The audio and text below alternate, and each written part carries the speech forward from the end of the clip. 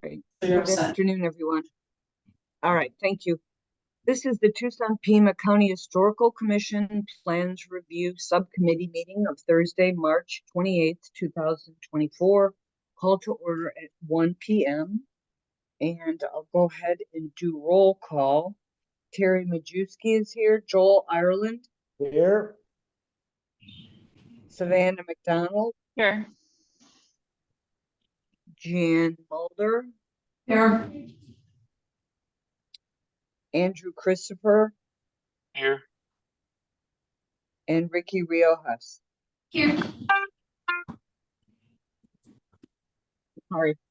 So we have a full quorum. Okay. Item 2 is approval of the legal action report / minutes for the meeting of March 14th, 2024. Could I have a motion to approve as submitted, please? I'll move to approve the legal action report for the meeting of March 14th, 2024 as submitted. Thank you. Is there a second? I'll second. It's Jan. Okay, thank you. Is there discussion?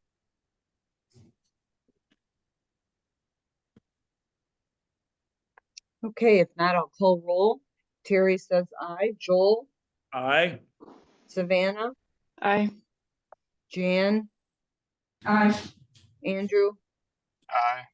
Ricky? Aye. Great, thank you. They passed 6-0. Item 3 are historic preservation zone review cases. We review these under UDC section 5.8/TSM 9-02.0.0 Historic District Design Guidelines and Revised Secretary of the Interior Standards and Guidelines. Case 3A is SB 1123-00119 at 443 South Stone. And this is to replace windows, doors, and recessed entrance projection. It's a full review. It's in the Armory Park Historic Preservation Zone. It's a contributing resource, and we'll be using the rehabilitation standards. Jody, would you like to give us some background on this? Sure. So the project was heard by the Armory Park Historic Zone Advisory Board on February 20th. They made a motion to recommend approval of the project that includes replacing flat exterior doors with wood panel doors as shown, removing the iron window bars, replacing all the glass with transparent minimally tinted low E glass within the repainted existing window frames, removal of the 3 initially proposed awnings on the Adobe building from the project, but allowing a metal awning on the southwest facing block addition, providing it meets building requirements, and that the plans are revised to include all dimensions and revisions for further review. It was approved 5-0. Okay, thank you. So did they want to continue it? As they said, for further review? I think that means in the future that if they had anything else that they needed, but it didn't sound like it was continued. They didn't have it, minor reviews, it wasn't continued, so I think they're just looking for review when it comes back through for city plans. Oh, so yeah, that's what I was gonna say. I was thinking that meant that they had to do it before the plans were signed off. Yeah, so like it comes back when it comes back through the permitting process. Okay, sounds good. And who's here to present this case? Caitlin Norgood is here to present. Give me a minute and I will share my screen.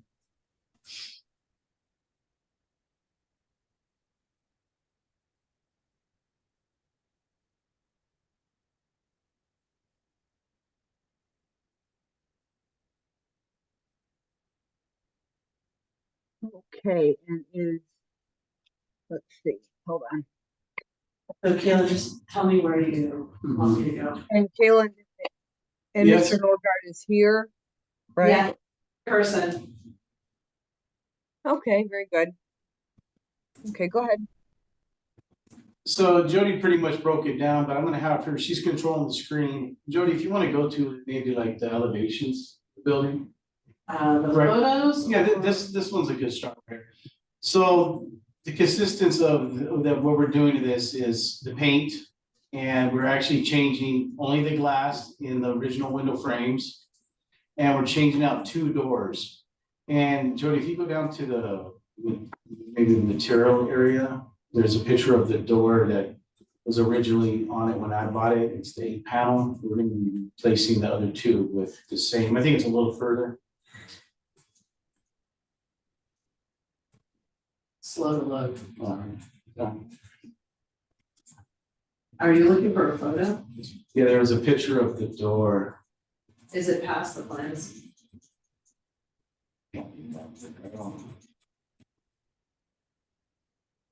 Oh, yeah. Yeah, so the 8-panel door is the original door on there since I've owned it. So we're proposing, in which we showed the committee, that similar door for the other 2 that we're replacing. The doors that we're replacing are just a flat, newer flat door, so we're gonna continue to match the doors with that door and remove the wrought iron on the windows. Stop right there. Are those the 2 doors you're showing on the side? Are those steel doors on the side there? Over here? Yeah, No, those are just wood. yeah, Okay, and so those are the ones being replaced, or they, that door is being removed right there. That door, actually, that one where the arrow is, that door literally went to nothing. It was just like this little 12 by oh, opening. oh, so you'll show us which ones are being. Yeah, so it's the door, Jody, is if you continue to the left, it's all the way to the left, and you can't really see the door, it just looks like a sliver. Further, that door, that one, and then it's the other door is gonna be on underneath the proposed awning on the southwest. Okay, on the Yeah. outside. Yeah, Okay. because the other 2 doors are here. Okay. So actually, it's this door, correct? Yeah, Okay. Okay, you- now, you can see it from the street if you peek in, but yeah, so. And there's somewhere in that corner, there's like a window or a door that's already walled in. It was recently closed. Right there, This area? off of, you can see it down that slot. Are you talking about straight back? Yeah. It's this picture on the bottom left, Oh, sorry. and yeah, and that's proposed to stay. Okay, It's not. okay, okay. If There was that's somewhere what it you're looked like talking there was new stucco and like a window had been closed in on either the north side or the east side of that other building, the small building. Let me see, yeah, there were some stucco repairs, but there wasn't a door or anything closing on Or there. another window removed. I think there was maybe it's like a semi opening, but it didn't really have a window, it was just kind of this odd, like, Okay. just to flush it out. And that's, if we're talking the same thing, that's back in the corner area. But as Okay. far as the doors that we're replacing, yes, that one on, it says existing room, that one right there. And then it's the one straight down here, Joey, it says right to the bottom, This to one? your far left, that's the door we looked at, that one's actually has the panels, this one. And then it's the one on the far, that one right there, That one. So there's Yeah, 3 that southwest. are being replaced. three Okay, being thank you. replaced. And then the front door that's on the west, that's staying, it's like a big double door, Okay. it's design on it, it's pretty nice. That Which one? It's the big main entry on the west, if you go to the pictures, it might be in there. It's all right, it's underneath that blue awning up there in the middle. Oh, this one. Yeah, you can't really see it, but that's staying, that's all staying. So the plans, it's So there's only 2. this one. Oh, it's that one, okay. no, it's one more.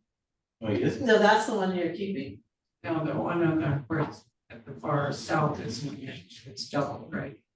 Yeah, that one's staying, Joe, Yeah, that's the one. This is the one that fronts, the west. Yeah. Directly west, yeah. yeah, just because it was in between. There's a blue awning that's here. Correct. So that's the one that's staying. Yep, and then the color is just it's gonna be like an antique cream color, very similar to the color that's not the orange, but the white color that's there, and that it's very similar to that. And that's it, as far as the exterior goes in that. And the glass is all being, the wrought iron, the cast iron windows that are there, they're gonna be painted a black, flat black. And replaced with glass, new glass, and that's it. as far as any detail goes on the outside. Okay, I have a question for you, Mr. Norgard. So you understand that our review is completely independent. It's independent of that of the Historic Zone Advisory Board, right? So we're seeing this, this is currently a new case for us. And I mean, commissioners, do you want to see more about the development zone? Or are you okay with this brief overview to review? I feel like I need the full presentation. I think so too. If you could start, I mean, is it set up that way, Jody? Because you're just looking on base with the plans. It's not really a presentation. Even any development zone. The Yeah. development zone was extremely small. It was just like over there. Oh, yeah. You have a map of the development zone? Yeah, Okay, let's start from the beginning as if you are presenting, and these are the same plans that Armory Park reviewed, correct? correct. Okay, And it sounds like some of the things they called out are things you've agreed to. And so we just want to make sure they're included in the plans if we also agree with that. Yeah. Okay. Yeah, like removing the lines that were proposed. So yeah, I totally agree to that. It's fine. So the development zone, Jody, is literally like 3 houses, 4 houses. Let me see if we can find it. So there's a development zone. And All right, it's because 1, it's- 2, Yeah. 3, 4, 5 houses. So we basically used our own for as far as the material for the door. Colors are the very similar colors of the houses across the street and partial of mine. And as far as any exterior stuff we're doing, there's really nothing else to base it off of. We're not doing anything else except, I think the most significant thing would be the awning, which we have pictures from houses that are not in the development zone, but very close. And we have the drawings and some examples of what it would look like. Jody, I think they're gonna be more towards the bottom, some of the pictures of some of the awnings, the door covers that we had. So these are pictures of the houses in your current development zone. Those are, and I think some of those are outside, there's, Yeah. So you had pictures of your awning.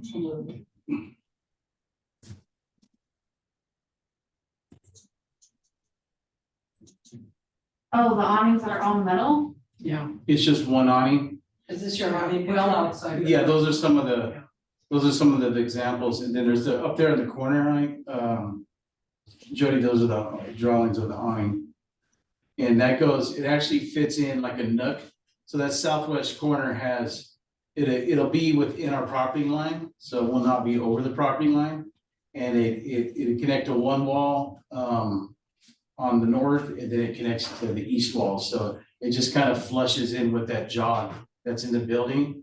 Is it Which- entirely inside or entirely within the plan, The lot line? the part of the building that's sticking out first, it's behind that. It's like flush. If we can go, Jody, maybe to the, I don't know if the plans or like a front picture, Can you indicate the location of the proposed awning and plan?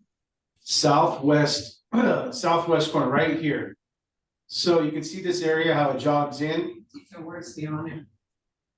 I'm just curious, why did you pick that awning, like the awning examples that are so far out of the development zone? Is there any similar awning that you guys just like in the?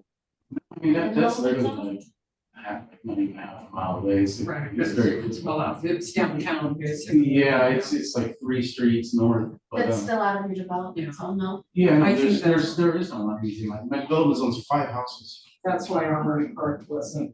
It's really 4 houses in line, that's it. That is good. So yeah, right now, there's an awning there now already, but it's just rotted out. And it's metal, but it has like this blue canvas over it. So it's just being replaced with the exact same size and shape. Yeah, it's within that whole jog, so it flushes out with the building, it doesn't go past the property line. Is the property line in line with the face of the building? It's not on the plan. Yeah, the property line is the building. And do you have a picture of the existing awning? Yeah, I believe it kind of, yeah, right there. If you can make it any bigger, it's in the middle picture To the right. to the, right there where that car is, right there. It says thrift store on it.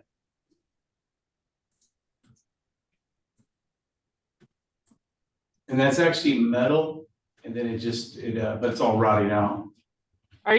Since I'm looking at that elevation, are you proposing keeping that awning over the door on that elevation? The front door?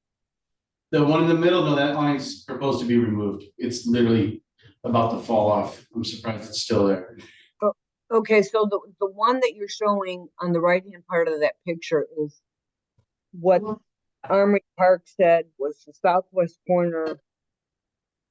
You wanted to keep a new steel with corrugated awning on the southwest corner annex. And the board agreed it was appropriate in that location. Is that correct?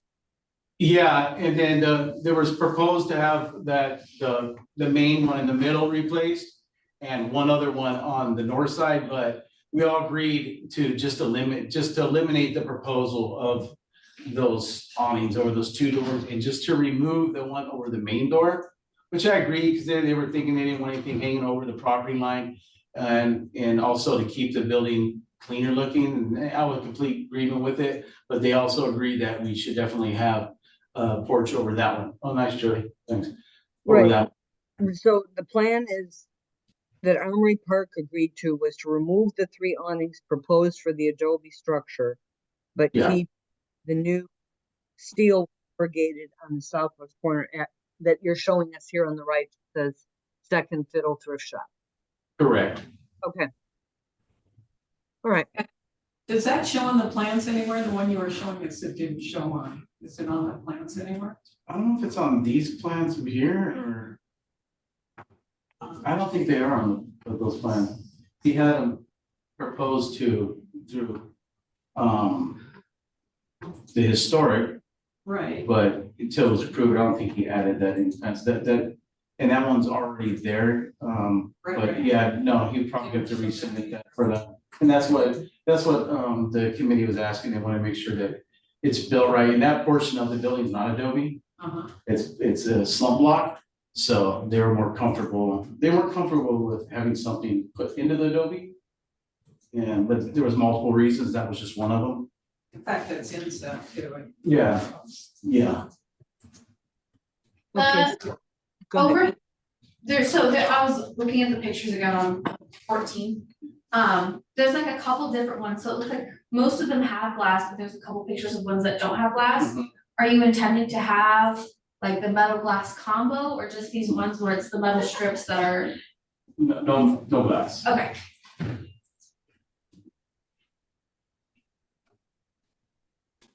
You really only see the fascia of it, more or less. It's gonna be very similar. So more like the one that's the second from the right on the top row? You would say more like that without the glass in it. Or sorry, one more to the left, Jody. The middle one, the orange one? Yeah, like Is it more that. like that? That one's a little, so I would say thinner. So you would have a fascia. I would have a fascia to match what was there. But it would be metal. Okay. So it would look similar to this far right one, I guess, if it was all metal, not glass in it. The thickness of it. Is that what did you talk to Armory Park about the details of it? Yeah, as far as the fascia, it was just solid metal for the fascia, and then it's corrugated steel on the inside. Oh. And it just flushed out in that jog on the southwest corner. Sorry? That's John.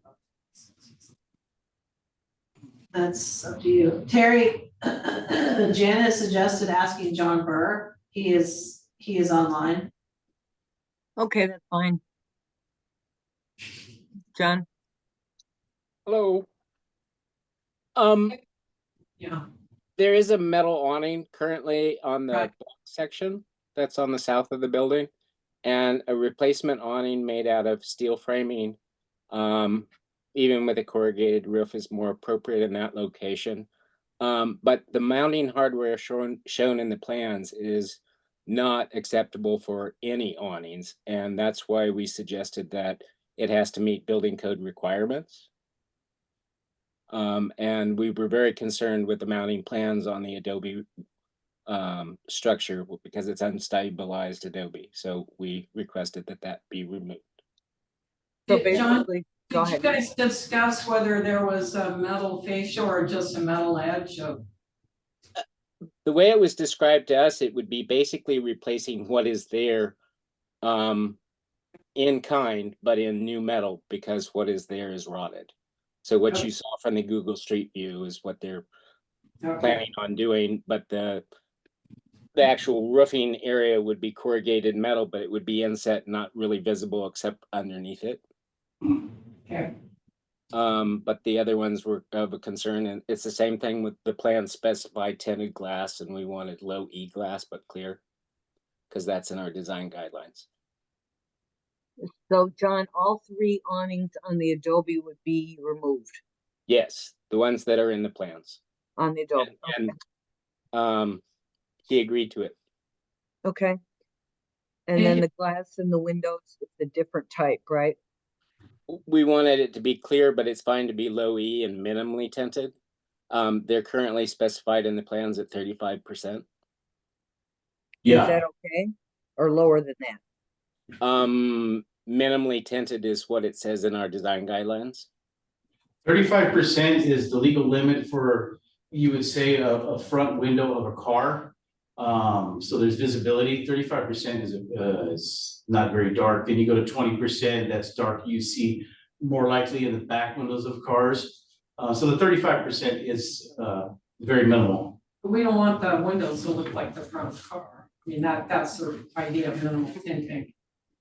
I'm just trying to give an example. I mean, Yeah, it's no, I know. yeah, the 35% is one of the lighter.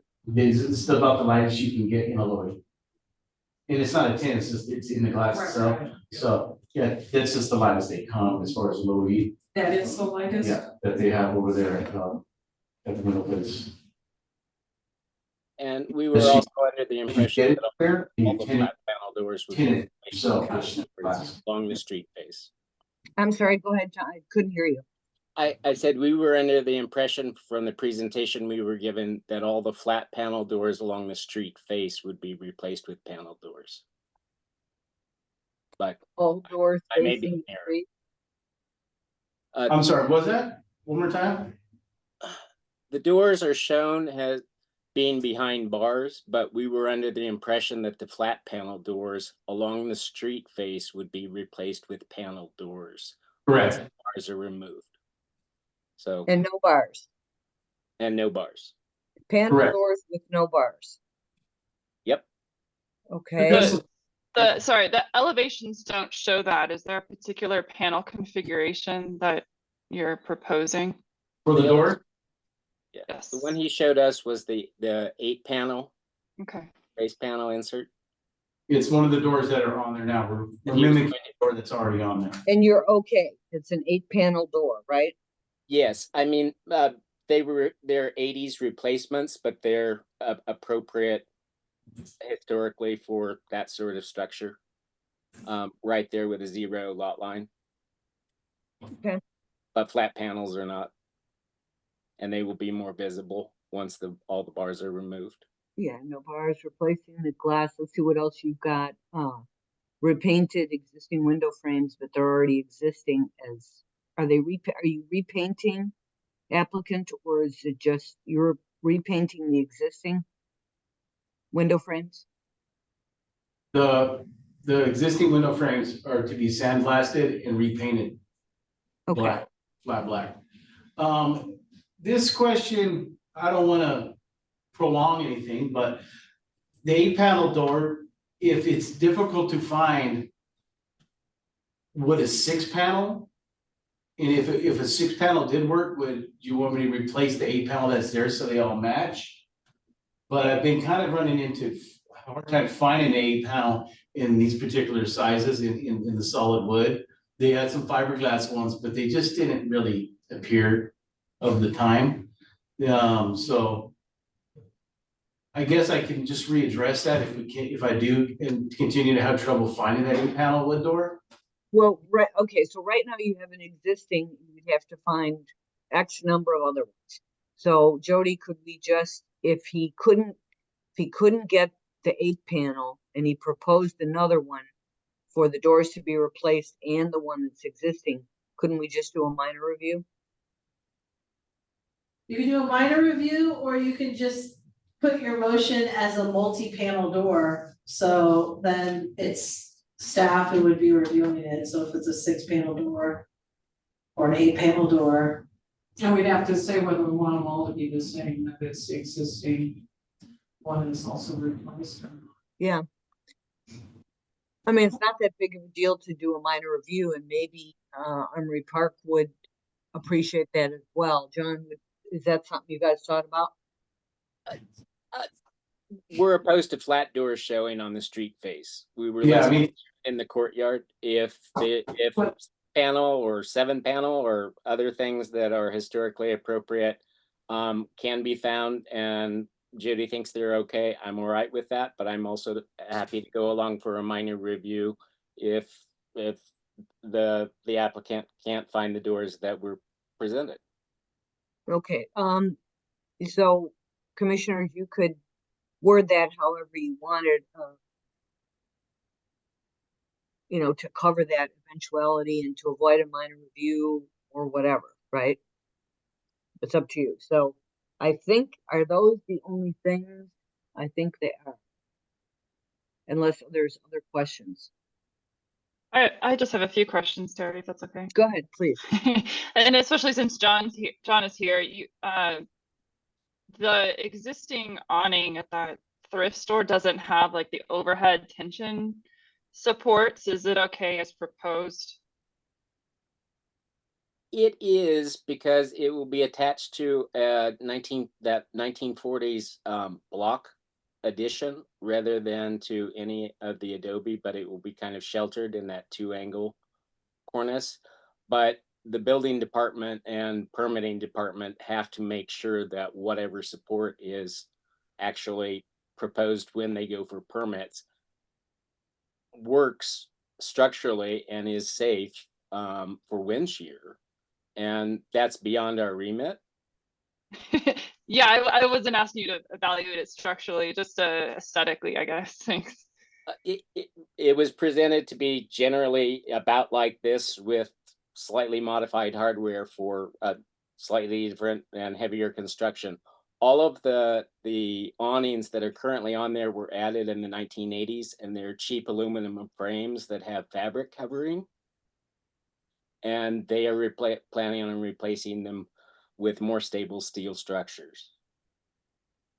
Just the one.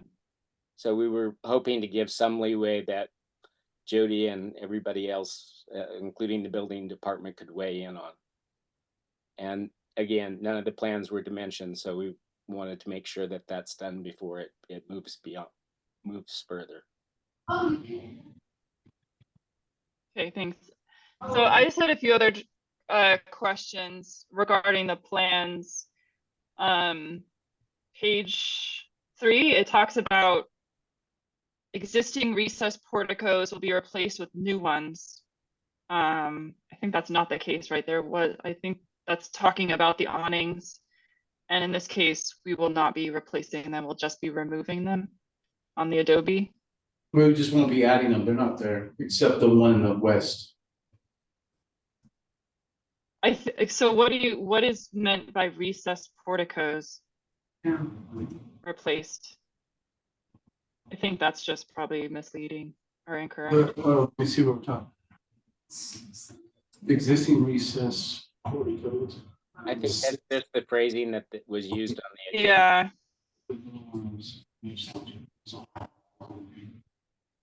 Huh.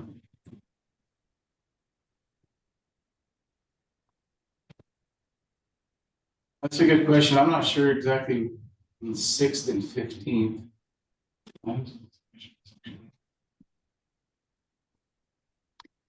My guess would be that the architect was talking about the two awnings, but fabric awnings. honestly, Yeah. I'm not understanding that myself.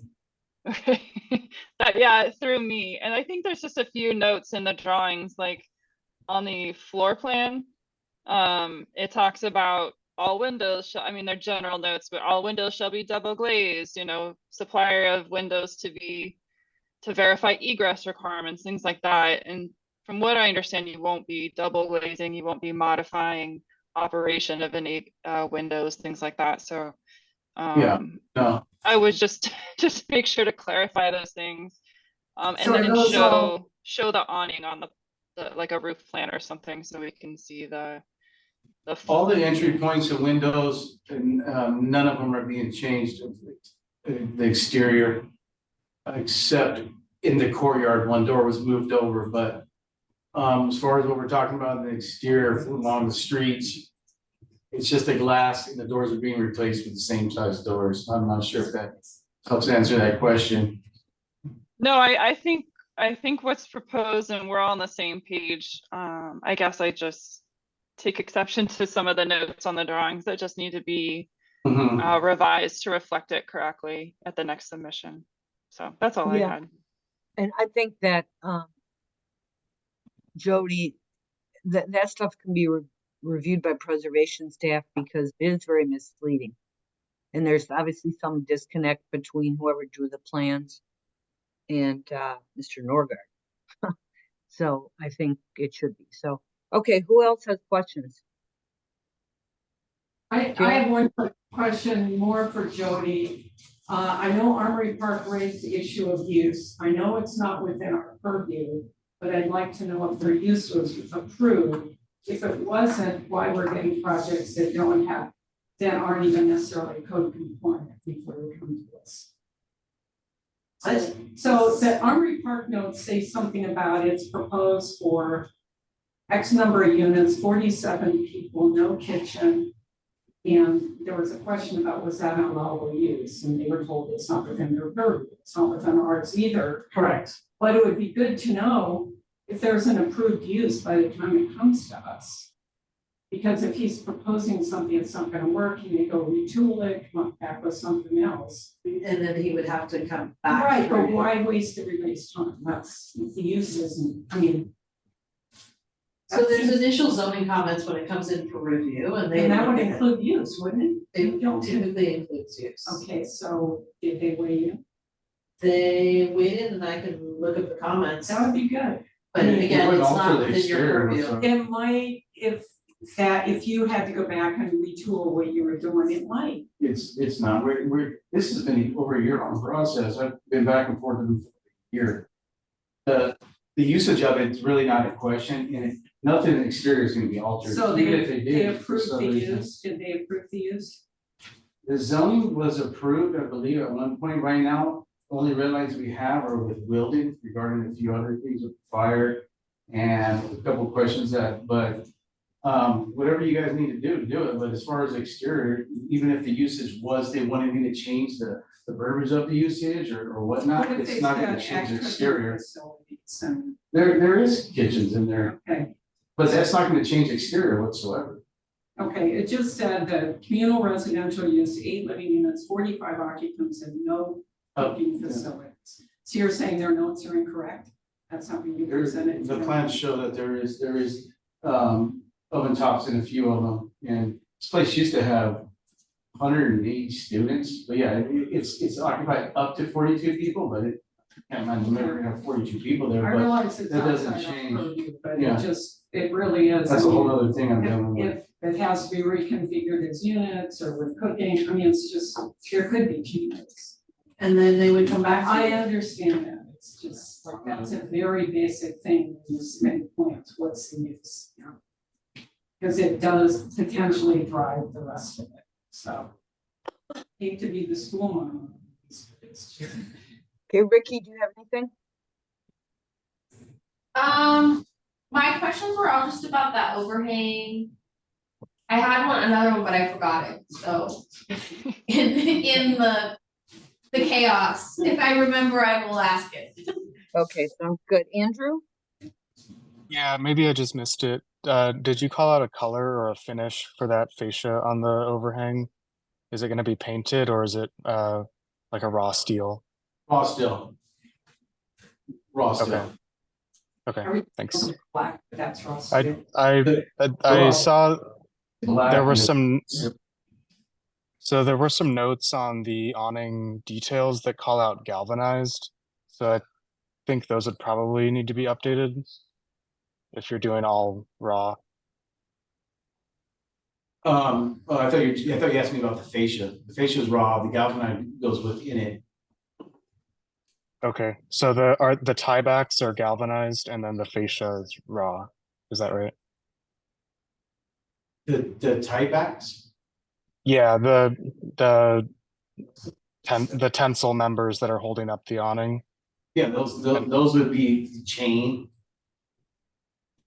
Chain. Yeah. Okay, I don't think that's very. We'd probably need a revised detail for that because I don't think the details that we're looking at are really representative of what that awning is going to look like. Then, yeah, you're saying that corrugated parts galvanized, the other parts are raw, Mm-hmm. and then the windows are black. You won't see the. And then this is cheap. That's-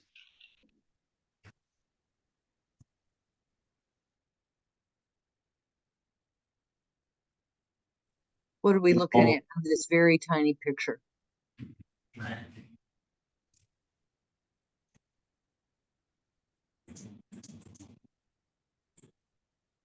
Oh, here's an elevation. Maybe the actual drawing of the. Yeah, it shows, the drawing currently shows tension rods up there. Yeah, no, maybe I think it's number 10, Jody, 13. oh, 13, That's rods too. Yeah. 13. Okay, so the rods, yeah, the rods wouldn't be galvanized, it'd be just steel. And then the plates on the wall, the supporting plates would be steel plate as well. The only galvanized for the corrugated is what on the inside. Okay, but you just said it was gonna be chains, so is it gonna be chains or is it gonna be these rods that are represented in the picture? I'm good with the rods, if we can do that, we can leave that as that. They didn't, the corrugated, it just doesn't drip rust everywhere. So that's why the corrugated was proposed for the inside of it, which you don't see from the front anyways, just underneath. But the rods, How are you proposing that this awning drains or sheds water? Like I just have concerns about it where it abuts the Adobe building and how that is detailed to prevent, the north of water damage. north adobe wall. So with inside that, 6.5 inch fascia, he puts the corrugated with the pitch on it. It drains out the front. But that'll all be drawn up. I mean, as far as appearance goes, you don't even, that wouldn't change anything with it.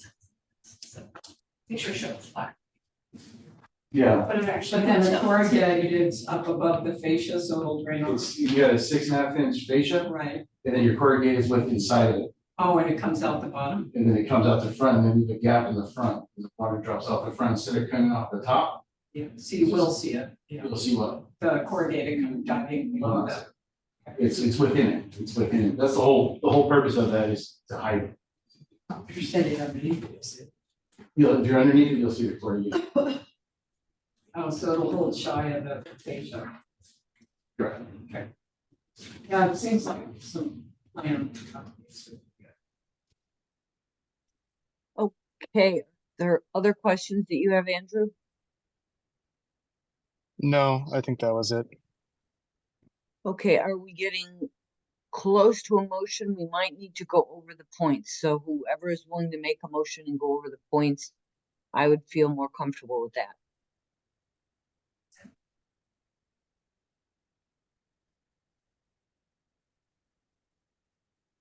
I didn't quite hear all you said, Terry. Oh, we need someone to be willing to make a motion and to go over the points that would be in that motion because there's a lot changing. There's a lot we discussed. So who's willing to do that? I'd be happy to do it. I guess I could just Great, thank finish you. my notes and make sure we're all kind of on the same page. I mean, I think I think it's the same as Armor Parks review, honestly. I think that we agree with all of it. That the flat exterior doors be replaced with multi-panel. That replacement of glass with single pane low E is fine. Repainting as proposed. Removal of the no awnings on Adobe's. The Southwest one is acceptable as presented. Oh, remove the iron window bars. Did you say that? No, I didn't. Okay. Yeah. It was presented that way, but they're on the plan, so we definitely need to call out all this. Yeah, and that the plans are revised to include all dimensions and revisions. I mean, especially in some of those notes, however we say that. And then in terms of the exterior doors, if we say multi-panel, they all need to be I can consistent. say consistent, yeah. And Jody, you'll know what we mean by that, so that could, however you want to word it in a letter, if that's what's the director decides. Okay, yes. And if not, then I'll reach out to you, Savannah. Okay, so let's see what, yeah. Okay, does anyone have any other thoughts, or can Savannah go ahead and make that motion? Oh, and do we say anything about using, because the plans currently show those bars in that, the acceptable awning, and can it be corrugated? What do people think about that? Say that again, the corrugated awning? Yeah, so when he showed us the detail on the awning, it had bars with the inside. If you look down on top of that awning, it has those metal bars, unless I'm delusional. I think And it's then- just the corrugation. Okay, right? Yeah, okay, that's fine. Yeah, That's I not- think it's just a weird drawing but it's trying to represent that kind of the decking undulation, the Ripley- corrugation. Just, it looked different to me. Do I want to say anything about the finish of that? Do you guys want to include that? That's sort of Andrew's deal. Andrew brought it up. If Armory Park didn't take any, position on the finish, then I don't know that I necessarily care. I think just the drawing was confusing, so I don't know that it needs to be an emotion necessarily. Okay, John Burr has raised his hand. okay, John, go ahead. It was generally presented to us that all the metal work would be painted to match the windows, but that the insert corrugated would be rusted. So what I'm hearing today is slightly different than that. And again, we hope the building department approves structurally sound attachments for the final design for the awning. So it seems like it would be preferable to have it kind of match the windows in terms of not sticking out any more than it does. no, the fascia is designed to match the windows. The only difference, the rusted and corrugated, we could change it to rusted. I can go either way, but the rusted always tends to just continue to drip rust. As many times as you seal it, it's just rust. Well, the fascia characterizes natural steel and it would be black, the windows are black. The still I've been getting from my still guys is very black, and before it gets to any point of rusting, we seal it right then and there. It's black. So we can characterize or describe the color as being black, consistent. Yeah, I definitely don't want them to, I want them to match the windows as much as possible. Okay, so I think that we just add that to the motion that the fascia of the awning is to be painted to match the windows. To match the That's- windows. Yes. Right, okay. Window frames. Yeah. That's correct. Okay, Okay. Okay, I think I'm good. Okay, and you said you're fine with these rods that are on the overhang, you're not intending to change that to chain? The rods. Okay. Sorry about that.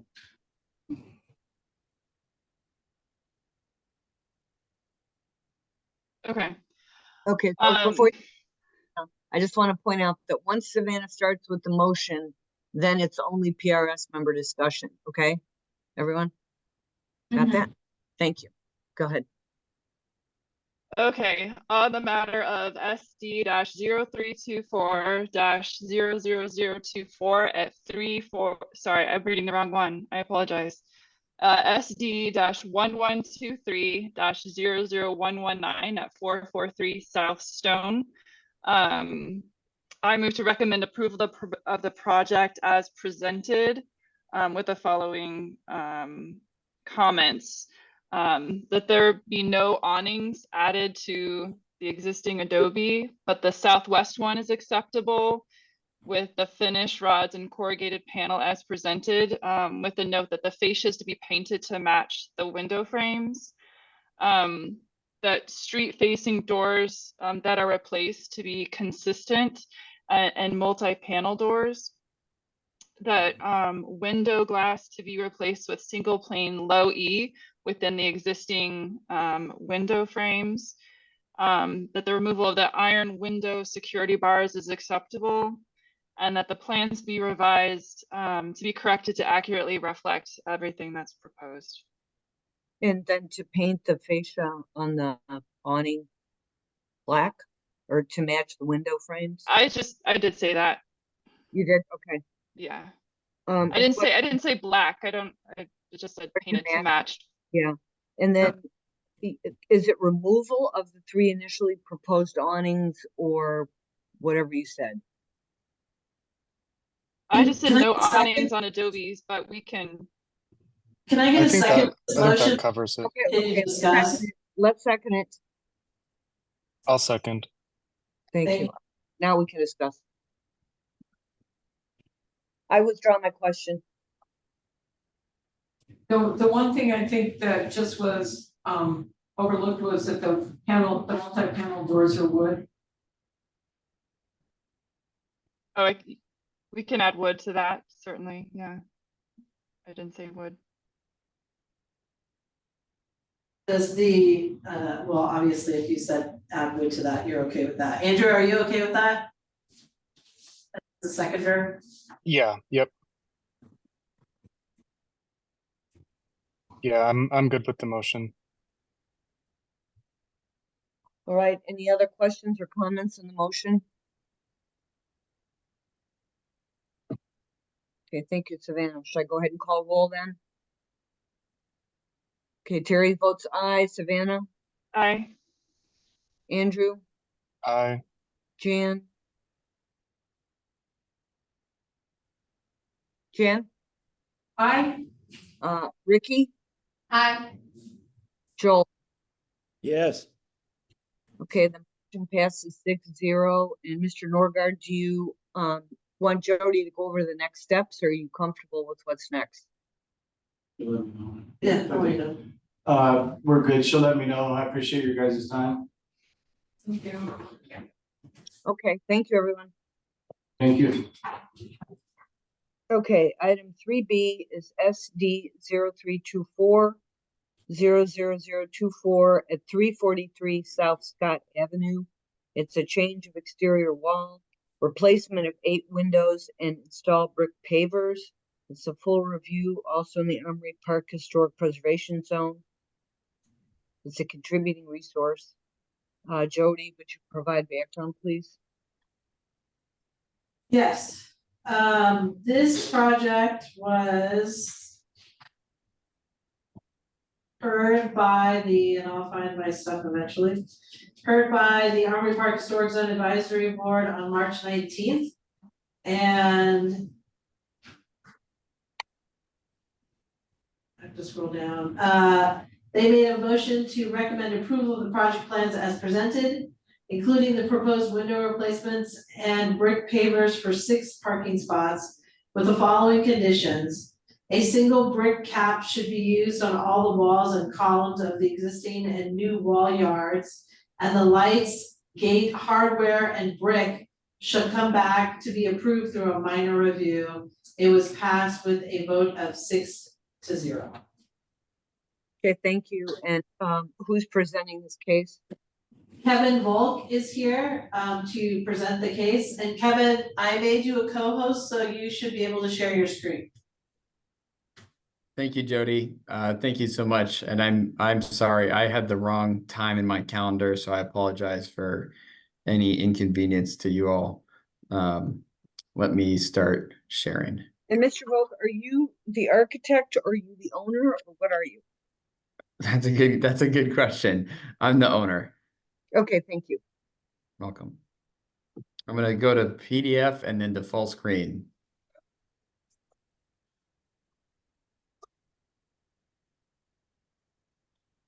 Oops. Let me close these documents. All right. Oh, now I can't see full screen. Oh, well. You're on full screen. Okay, that's working. All right. All right, so this, some of you may have been at our previous presentation. I'm just gonna go through it, but feel free to let me know if I should skip the development zone in particular. Oh, have you presented to this board before, to this This is a subcommittee? different project, same property. Okay. You might just review that, Mr. Volk, just show us, don't skip stuff because then we're back and forth and. Sure, Yeah. absolutely. So this is about what we call the Glenwood at 343 South Scott Avenue. This property was built in 1908 as the Hotel Glenwood. It was converted at some point thereafter to multifamily use, meaning apartments. And then in the 1988 to 1993 time period, it was converted from multifamily to office use. Most recently as an office use, it was occupied for almost 20 years by the Arizona Theater Company prior to them consolidating their facilities. So we are converting this property to 6 high-end residential condos and seeking to highlight historic elements of the property whenever possible, both on the interior and exterior. This is actually, that slide is no longer relevant. So this is the building as it existed in, I think 2021 when we purchased it. This is the west elevation along Scott Avenue. Southwest elevation, Scott Avenue at the intersection with 14th Street. In the south elevation along 14th Street. Southeast elevation. And the east elevation, which is kind of hard to photograph because it's a narrow street at that point. So this is the east elevation and you start to see the courtyard wall. And then we have the northeast elevation. You can see the continuance of that wall. So that will be part of a proposal later on. This is the 1988 approved site plan showing the building again along Scott Avenue and 14th Street, kind of a U-shaped building. This is an aerial view of that. And then this is our development zone. So our property is here at Scott Avenue and 14th Street. And our development zone is the neighboring properties, of course. Across the way.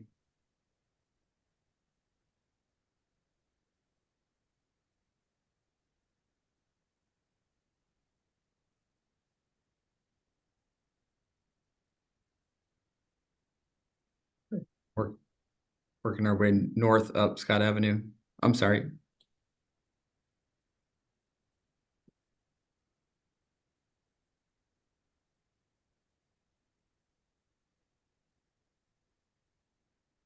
Now this is the properties neighboring the building to the north, again on Scott Avenue, on the east side of the street.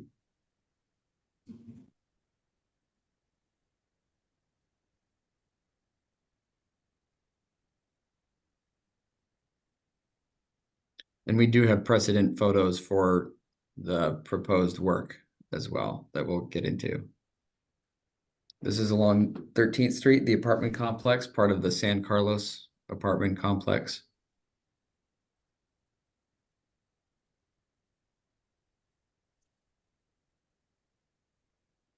And then going down, it says Scott Avenue, but it's actually 6th Avenue. My apologies.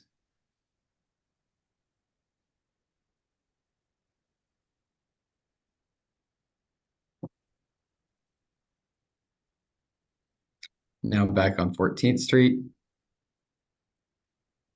Immediately east of the property. This is southeast of the property on 6th Avenue and 14th Street. And then Brady Court south and southwest of the property. And then continuing along 14th Street to Stone. So beautiful, beautiful neighborhood, lots of architectural variety. This is a reference sheet for the Armory Park Historic District Guidelines. And this just goes over the categories. And so I just want to call out what, if any, change there was in any of these categories. There are additions, there are no additions. Windows and doors, we are proposing replacement of windows with like for like, high quality wood and single pane historic style Pella windows. Masonry, material and texture to match the original as indicated in the guidelines, and no exposed block.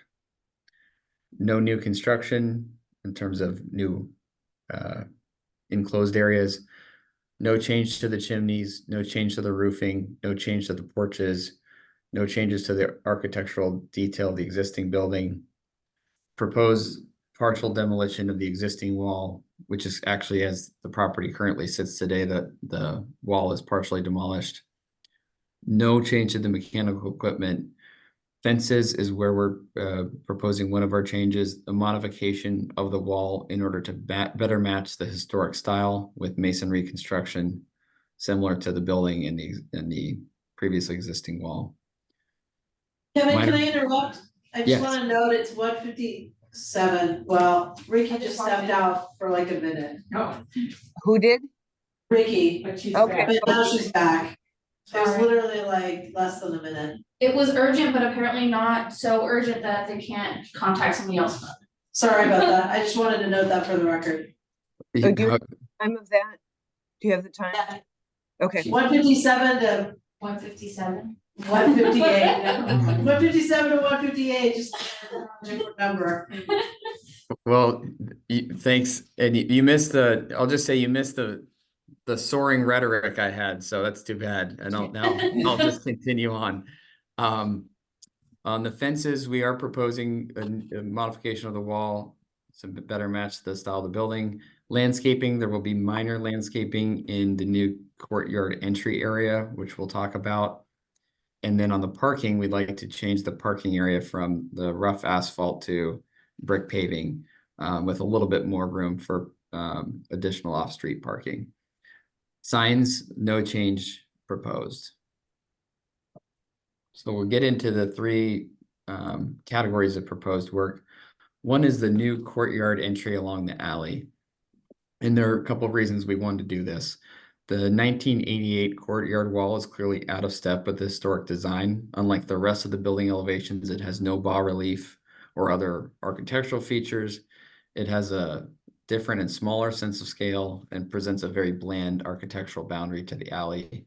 The door can be identified as a 1980s style wrought iron pattern, and it's a functional wall, basic, but does nothing to complement or add to the design of the building, certainly not in a historic way. So going to the precedent, this is the 1988 construction plan, and it's hard to read, but I've called out the note that this wall was new 6-foot CMU wall stucco to match existing. Prior to the 1988 plans, it did not exist at the property. So here we see that wall. Looks like they must have painted at different times, doesn't match the building. It's extremely bland. There's no cap or architectural features, in stark contrast to the rest of the building, which has really, really cool bas relief and other architectural features. It's just a very, very plain wall, and with the door just has always bugged us because it screams, you know, late 80s, and doesn't match the historic building. So this plan shows the pre-1988 courtyard fence, and this is a little confusing, but if you follow the X marks, you can see the path of the previous wall. And so there's actually a wood shed and a one-story addition at the time. What we're proposing is we keep this green wall that's existing today, and then we set in a little bit to create a courtyard wall, the courtyard entry area. And we actually match up, at least for this point, with the historic courtyard wall. So it's somewhat similar to the pre-1988 configuration, but still different. So new courtyard entry. I don't know if I have to read all this. This is along the alley, but we still want the building to present well. We want it to have a true entry that echoes the history and grandeur of the overall building, with brick-capped columns and large historic doors. And our proposed footprint with the east wall moved north is close to the original layout, as we talked about. This will provide a dedicated entry area that is separate from and does not overlap with the parking area. We would like to expand that area to provide 2 functional parking spaces, both as a service to the residents and to keep as much parking off-street as possible. As a reference, the proposed All Saints project alone, just south of this property, estimates needing 82 parking spaces. I don't know what the status of that project is. It does not seem to be moving forward at this time, but just an overall point that as development continues downtown, there's a lot more parking load, and there's gonna be more demand for on-street spaces. So this is a little hard to see. We'll get a better view of this plan, but this is overlaid on top of the aerial, so you can start to see the difference between the original, not the original, the 1988 courtyard footprint and then the new wall footprint. And then you start to get a sense for this courtyard entry that we're seeking to accomplish. I almost said next page, but then I realized I'm the one who's doing this PDF. So now we look at the plan view. This is where the north arrow is. That's where the alley, technically Russell Avenue, is. We were thrilled in our historic Armory Park meeting to learn that this is a named street, and so we've got plans to try to highlight that going forward. But anyway, this is Russell Avenue, north-south running along the building, and so there would be where cars park currently, and then this would have a dedicated entry area, and then you'd go into the courtyard, and there'd be paver paths. This is a front view of the new entry wall. These lights and these door handles are placeholders and are not the actual specs, and that was a topic that came up in our historic meeting. But this is kind of the sense of really creating an entrance and not just saying, okay, we've got this pockmarked street that looks like an alleyway, and so everything is rough and it's just a boring wall, but really let's evoke the grandeur of the building and the architectural design of a lot of the neighboring properties in this development zone. Here are the elevation views. It's a little complicated. I mean, this is a view that no one would ever see, is the east elevation standing on the other side of the street, but it does show you a little bit about the difference. Again, very boring wall at 6 feet. That wall would be incorporated and preserved here, but with an additional column. And then inside you'd have a higher wall height, and then historic doors. So the wall along the building frontage would remain at 6 feet, and the wall that goes from the other part of the building's east elevation here would be flush with that part of the building and would be at 6 feet. And then the other walls would be at 7 feet, with the columns being higher. And there is a precedence for columns being higher in the development zone, specifically next to the Arizona Theater Company. Mr. Volk, I wanted to ask, is in the motion from Armory Park, it said a single brick cap should be used on all the walls and columns of the existing new yard walls. So, Yes. We haven't been able to get a draftsperson to revise this yet, but their recommendation was to put, or their condition for approval was to put a brick top on that wall, and then a single layer of brick on the top of the wall, single layer of brick on the columns, and pick it up on all the walls and all the columns with a single layer of brick. Does that answer your question? yeah, so it's just, you're just presenting it to us that you presented to them, but I just kind of wanted to see what it would look like, and that was nice that you could show us that. Okay. Absolutely, and I apologize. I'm really pleased to be at this meeting, and my intention was to try to get more details together. But essentially, I'm showing you what I showed Armory No, Park. that's totally fine. That's what. Okay. Otherwise, it gets confusing if we're reviewing something different than they reviewed. That's true. That's true. So in the south elevation from 14th Street, again, before we just saw that, late 80s, early 90s blue wrought iron door. And that while there's a lot of wrought iron at the property, it really was just out of nowhere. No architectural features again. In this one, you actually see this courtyard entry area a little bit, and you're seeing back to one of the arches that make up part of this building facade, which we think is really cool to bring that out and expose it to folks who are walking by. It is still behind the wall along this east elevation. Here are some neighboring walls and columns that support this kind of design, that were the inspiration for this design of the courtyard entry.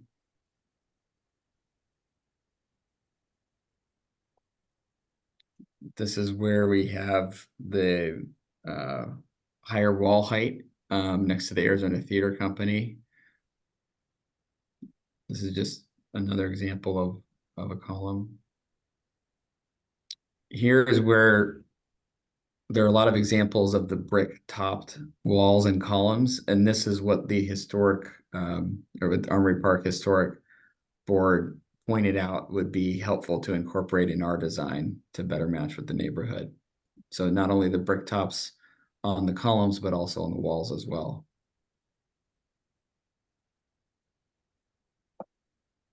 Just a couple more examples of those toppers on the walls and columns. And then that's it on the courtyard wall entry. If you'd like, I can keep moving on, and then we can revisit as questions arise. Yeah, go ahead. Okay, thanks. So the other proposed work is to replace the 8 most weathered windows at the property. We've done a lot of work to try to restore every window possible. There are 8 original ones that get the most direct sun, and these are on the west facing elevation, no surprise there. And then on the south facing elevation, which is also pretty exposed to the sun. There were a couple on the west facing that are kind of saved by the tree, is our theory, because they are salvageable. But we're focused on the 8 that are not salvageable. So just to give you a sense of where these are, this is the west elevation again, which is along Scott Avenue. And then the south elevation is along the 14th Street frontage. So we've got these great, amazing columns, excuse me, arches and balconies and porches that are really cool. These windows are not as old as the building, so they're fine. But these ones that are highlighted in the red boxes are in really, really bad shape. On the exterior, they're kind of painted over, but these are the views of the interior that give you a sense of the level of disrepair and rotting. There was some, I don't know if this is all, if any of this is consistent with termite damage. There was termite damage in some parts of the building when we bought it. But they're, yeah, really rough shape. So our proposal is to replace the existing windows with like-for-like windows, matching the construction material and historic style per the Armory Park guidelines. We found Pella Reserve traditional windows that are very high quality, very expensive, and feature wood construction and single pane glass. So that's hard to find in modern window supply, but we were really pleased to find them. This is the interior view, which doesn't really do much to compare with how they look to the outside. So we did an experiment. I should note these little curls are called OGs, and some of the vast majority of the windows at the property have these OGs. Oh, that's not helping. So we wanted to make sure that these windows were indeed a like for like match visually. And so we installed those. Here, let me zoom in. So we installed these, we created these as a sample. This is an existing window, and this is the new window. And so we were really, really pleased because we felt like with that modification, we could get the window to look exactly the same and be the same construction material in terms of the wood and the single pane glass. So really excited about that. And that's number 2, that's on the windows. Okay, go ahead with the pavers and then we can ask questions on Sure. the whole project. Yep. Finally, we'd like to repave the parking area on our property. It's not historic, it's not unique, it's non-permeable, of course. It is unfortunately in line with the appearance of Russell Avenue, which is functionally the alley. But we think it could look a lot better. Want to use brick that matches the original brick of the building as much as possible. The building was covered with stucco long ago, but it was exposed brick initially, and we're trying to expose brick on the interiors. We've done a lot of work to do that and clean that up. It'd be great to allude to the historic material of exposed brick on the exterior as well, and we think it'll elevate the appearance of the building and the entire property. This is where you know that I'm not an architect, because I put this together just as a very, very rough visual sense of kind of what we were thinking with the 50% offset, which is what we'd be going for. And then this is a different brick pattern, obviously, but just examples of parking brick areas. There was not much online that I could use, but I'm sure everyone can kind of imagine what we're talking about. And so, Mr. Vogt, the Armory Park had included having you come back for the pavers in a minor review once you chose, right? Yep. And again, I wish I had that available now, but No, that's okay. That's yeah. okay. And the lights and gate hardware, what are they talking about in their motion? Yeah, that's a great question. So going back to that, sorry to be flipping through so fast. The draftsperson did like a placeholder light with a very dramatic hanging element. And the thought was that something that had a simpler wall sconce mount would be more appropriate to the building. This, again, this shape that you're seeing, we're seeing in profile, the handle on the original entrance to the building is not dissimilar to this, but if you turn it 90 degrees, if that makes sense. But swooping, going left to right and swooping, they did not feel, and I agree, was it is appropriate for the historic design of the building. So they wanted to see kind of a more conservatively mounted sconce and more traditional type exterior door hardware for those exterior doors. Okay, all right.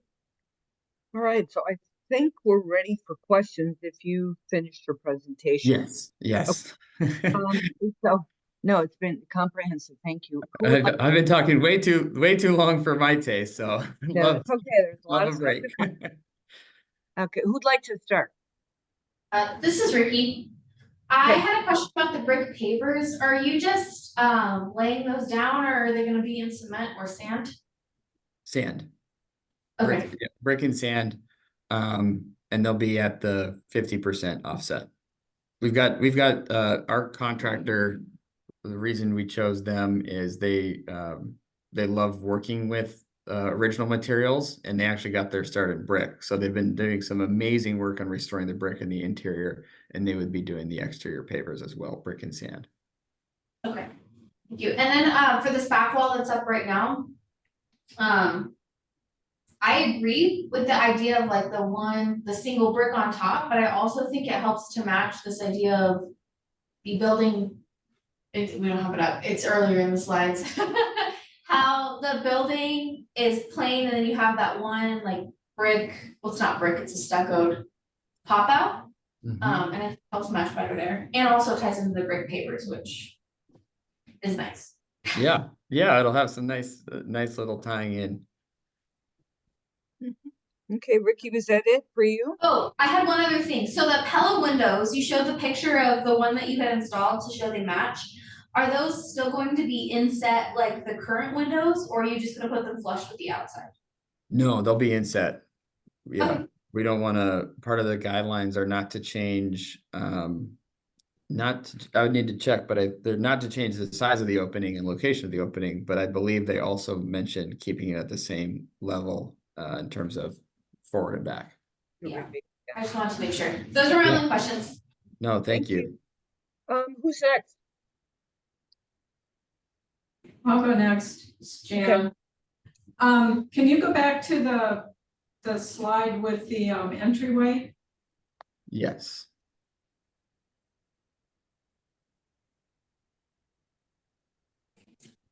I just had a question about the decision to come in at an angle like that for the entryway versus keeping it more rectilinear like the building. That just seems like an odd feature. Yeah, Those walls flare in. Mm-hmm. The thought was to do some more room for some landscaping. It hasn't been determined yet, but like a planter bed, and then just to have more room to work with, and then also create a little landscaped area, especially in this triangle, that can be like a little garden. So it was definitely just a design. It wasn't functionally driven, but just to kind of have more of and also to have more of a sense of entry. And I think this will all be set back from the alley. So hopefully people will, appreciate it as maybe their heads are turned as they pass by. But yeah, so it was more of a design aesthetic decision, and then I mean, independent of the building, you're saying? I'm sorry? Independent of the building, you just. So yeah, it wasn't inspired.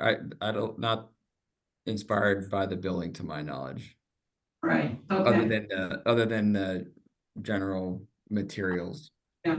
and the scale. And just to clarify in the parking, you said you're adding 2 spaces, but they're all in that area you showed the brick. Before you had 4 and now it's 6, is that? Yep. Yep. Okay. And you don't think people in high-end apartments or condos are gonna want their cars fenced or walled in, do you think that's gonna be okay? I think they will. This is a brand new project for Tucson. You know, maybe if we think it's warranted, we'll come up with some sort of shade structure, but and propose it to Armory Park. But I think that this is we're like 1 block away from Tucson Police Department. And so putting the sun and shade issue aside, I think this is one of the quietest areas of all of Tucson. I've lived here. I lived across Scott Avenue to the west, and then I actually did live at the San Carlos Apartments. My car was always parked outside, and a number of folks park outside, and I think. No, I commend you. I mean, it's consistent with other people in the neighborhood. There Yes. are occasional break-ins. It's not like it doesn't happen. I was No, more no, talking about your target audience and whether that was gonna be. no, Nice. absolutely. It's definitely deviating from the Tucson norm, which is Yeah. but the answer to your question, I guess, is we'll find out. Thought about it, yeah, okay. And finally, I just wanted to say, I really like that you've toned down the ironwork, that your new painting looks really nice. Oh, good, good. I appreciate it. Yeah, yeah. It's the ironwork to that point, you know, once the ironwork was there, it's kind of part of the building. And we just figured we'd keep it. It's not the most historic pattern, but we wanted to knock it down. So I'm glad that it's working. Yeah. It's a lot nicer, thank you. That's all I have, thanks.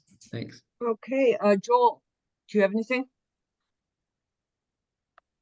No, I'm good. I thought the presentation was good and complete. Thank you. Okay, Andrew? Thank you. Yeah, just to clarify, where that wall, the new patio wall meets kind of in between those two arches, is that 7 feet tall, that wall? Yes, Okay, that's what's proposed. okay. My only concern with that there is that we're kind of muddling that cool detail of how the arches come together and that relief pattern. So I think I would like to see something that maybe didn't interrupt that, but I get what you're doing. Mhm. And then if you can go to the image of the elevation of the new patio wall that shows the brick stepping. This one or the Yeah, next one? yeah, Okay. this one's good. Yeah. So I think the addition of the cap to the low wall will be good. And I'm assuming the intent there is to line up with that band at the building level as well with the lower wall. Yep. Okay. And then for the upper one, I think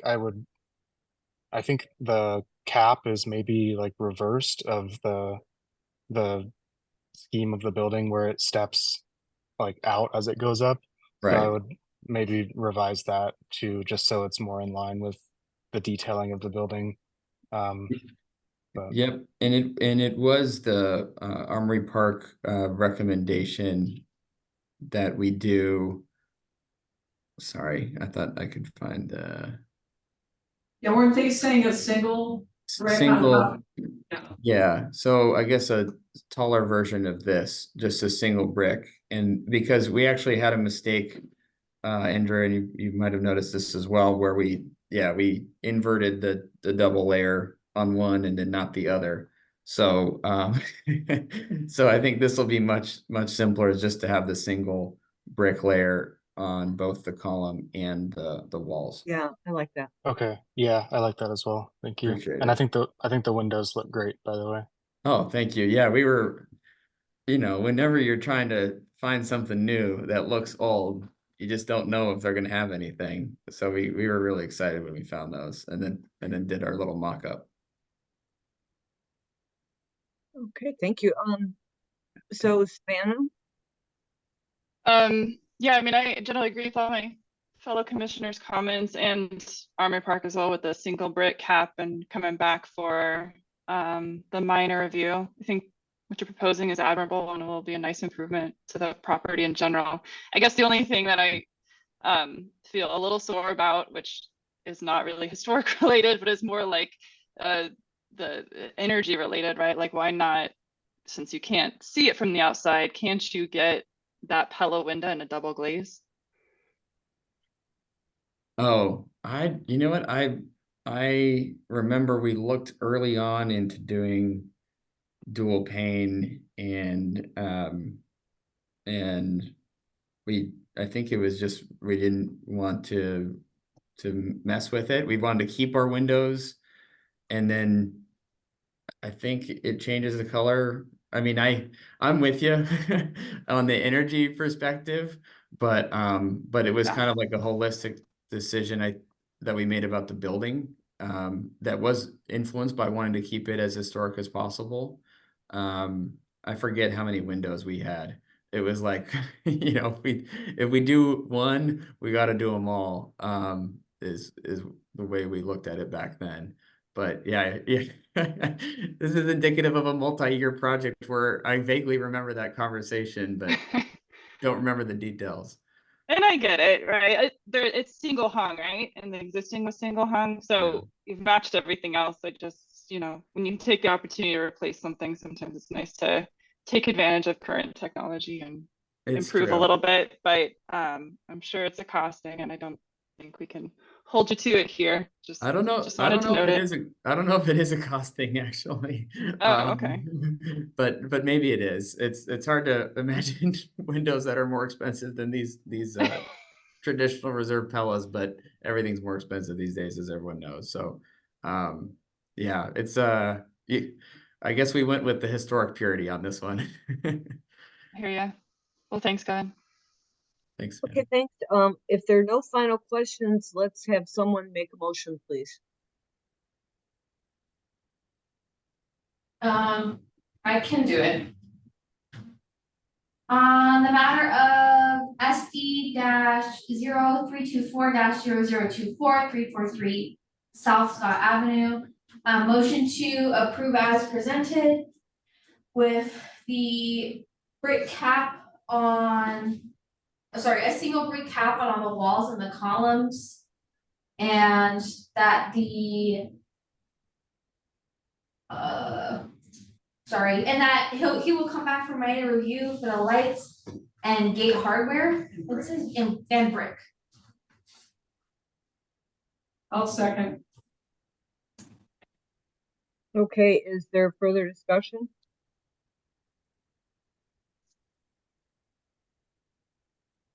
Okay, if not, I'll go ahead and call roll. Terry says aye.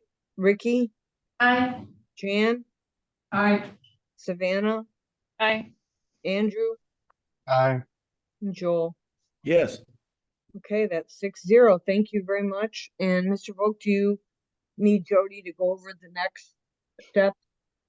No, I don't need to take more of your time. Thank you all. Really, Okay, well, really good luck appreciate with it. this great project. Thank you very much. Thank you so much. And again, apologize for any inconvenience since I got on late. Perfect. No worries. Thank All you. right, thanks. Bye. Okay, item 4 is an informational item. 4A is presentation on the previous rehabilitation of the Fox Theater. And Jody, do you have any background on this before we introduce the presenter? Herb Trafford was the former executive director for the Fox Theater and was the one who applied for and received heritage funds, right, to Heritage funds, tax credits, to do the rehab. Yeah. And he wanted to basically present to PRS the work that he had done on the building. Yeah, and I think, thank you, Jody. I think the plan was to make sure that the PRS has a really solid understanding of what has come before, because a lot of you were not necessarily around when we did what we did from 1999 to 2004. So I prepared a document that you all have received, that's sort of a more in-depth, but then I have a presentation that I was asked or given the opportunity to present. So let's go ahead and Jody, I'll just say next. So this is so next That's one of my favorite shots because it's during and before sort of when we were at our worst and when we were at our best. So I am, as Jody mentioned, I was the founding executive director, chief fundraiser, bottle washer, everything there until 2008. So not only oversaw the restoration, but then ran it for about 2.5 years. After that, in 2008, I left to become a consultant. I have worked in about 23 different states since then on buildings from the 1880s to the 1940s. And so I much more experience than just the Fox. And actually, currently, I'm working on the Teatro Carmen, Viejo, which if you've not seen our facade, we just finished that and drive by because it looks wonderful. Okay, next. So what we're going to talk about today is just sort of a timeline history of the building background, our past National Register activities, sort of key restoration areas that we focused on, and of course, time to answer any questions. That's the lower lobby, I just have to say, from opening night on April 11th, 1930, which was just such an amazing view. Those are at Special Collections at UA Library. And we were able to bring the fireplace back, but we could not recreate that the detail on the beams because there would have been no air movement down there, so we had to put in a drop ceiling. But super cool. I love that picture. So background on the building: the Dimas family, who came into Tucson in 1912. They ended up operating 28 theaters in Southern Arizona. The Grand and Douglas, a lot of things all over the place. But the Fox was their crown jewel. They were going to call it the Tower Theater when they started construction in 1929. But then the Fox company came to town and said, if you don't sell us your building, we will build one across the street and run you out of business. So the Dimas family said, okay, we'll lease it to you. So they actually leased it to them, and it became the 501st in the Fox chain of theaters. At one point, they controlled 1,500 theaters around the country until it was considered an antitrust violation, and they had to start to get rid of them. And that also led to the thing where the studios could not own theaters. So that was a whole other issue that went to the Supreme Court. So, but that's sort of a cool number, 501 for us. Next.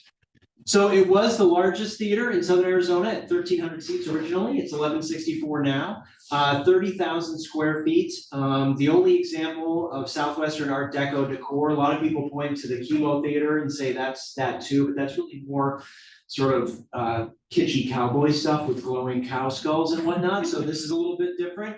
And it also features the acoustone, which is the material on the walls, which was only used in 2 theaters before the company went out of business, and it absorbed 52% of amplified sound. And so during our restoration, we had to do extensive work in trying to recreate that formula. It's made out of gypsum and all kinds of crazy stuff. So very unique. The other theater was the Grand and Douglas, and that, of course, the roof is collapsed there, so that will never be restored. So sort of a cool acoustic. Every theater in the world says we have great acoustics, but it's true here. so anyway, all right, next.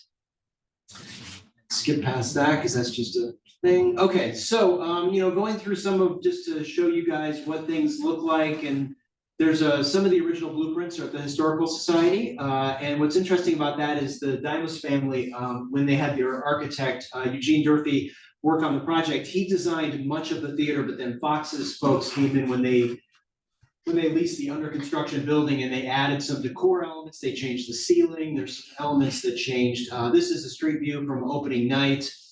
And then that's the lobby again from the photos at Special Collections. A lot of times these theaters would have insurance photos taken. And so that's why you have these wonderful photos of it looking the way it looked with all the congratulation flowers. And if you zoom in, you can see what the program is on the little display there. So we know exactly when it was, which is super cool. But that shows the original ceiling chandeliers that we were not able to recreate, and some of the mural work and some of the details there.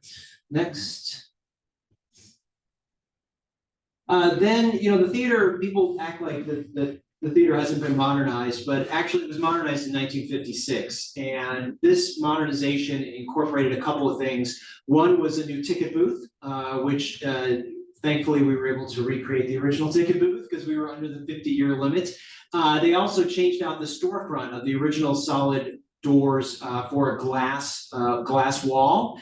The idea was to sort of lure people back in. Television was taking a bite out of movie theaters, and so they figured if people could see there was something going on inside that might be attractive. Upgraded it, did a new concession area, put in, some interior terrazzos, some 9-foot long sofas, some goofy stuff. And then they changed the murals in the inner lobby. You can see just the tip of it right there. That was what's considered Skourisizing. Spyros Skouros was a Greek guy that ran 20th Century Fox. At that point, it went from being Fox Theaters to 20th Century Fox when they merged with 20th Century. In 32, and they went through it's UC theaters all over the country that have the same sort of late Art Deco-y sort of referenced floral designs, and some of them are very elaborate. So those murals were hanging, they were still present in the lobby, and they were something we wanted to go back to the original murals, but we were told we couldn't, so that's why those murals are there still in the inner lobby. Next.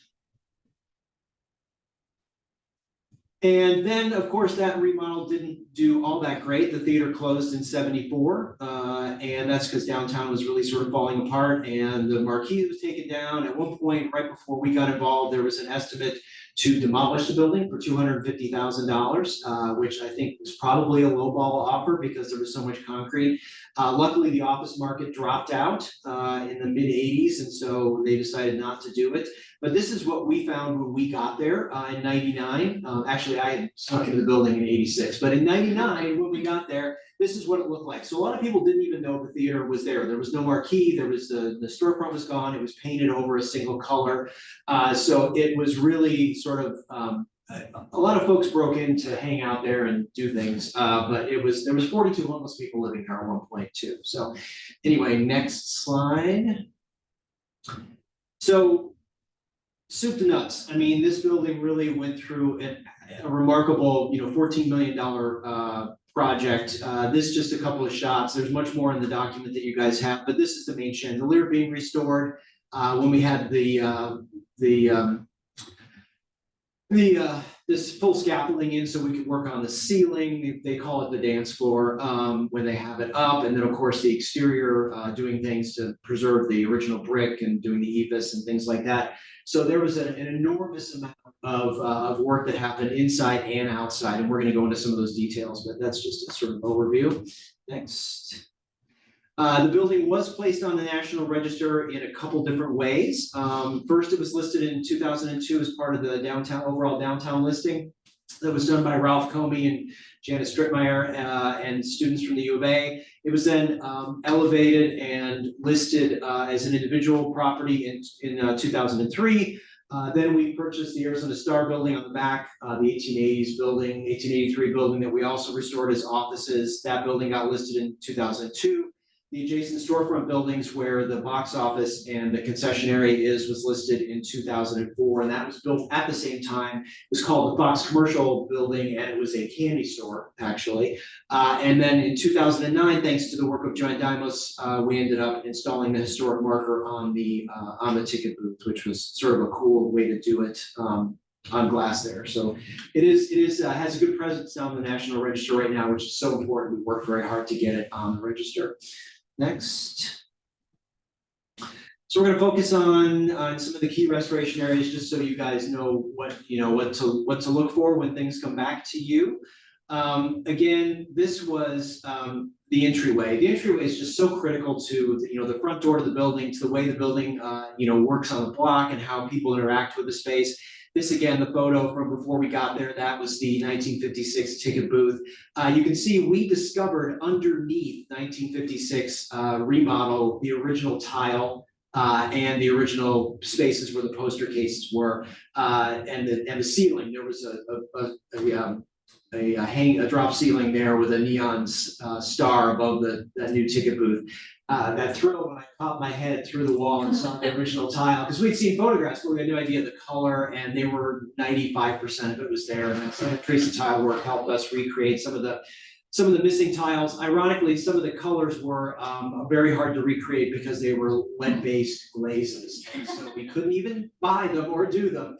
But that space was so important, and to get rid of the terrazzo and put it back in to get rid of the terrazzo and put the saltillo tile back in. And when we took the ticket booth out, we actually saw the ghost of the footprint of the original ticket booth.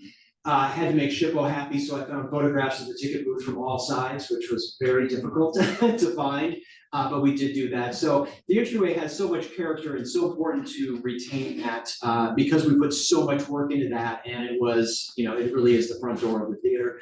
Next.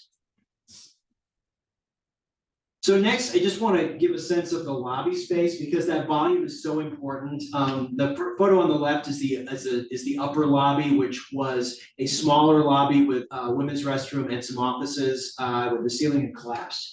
And then that's looking towards the back, looking towards the north end of the lobby. This is the way you can see how things looked.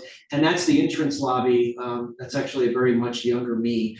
Standing there in the lobby, you can see it was pretty rough, not only vandalism, but the decay and the damage. We were able to retain the original railings.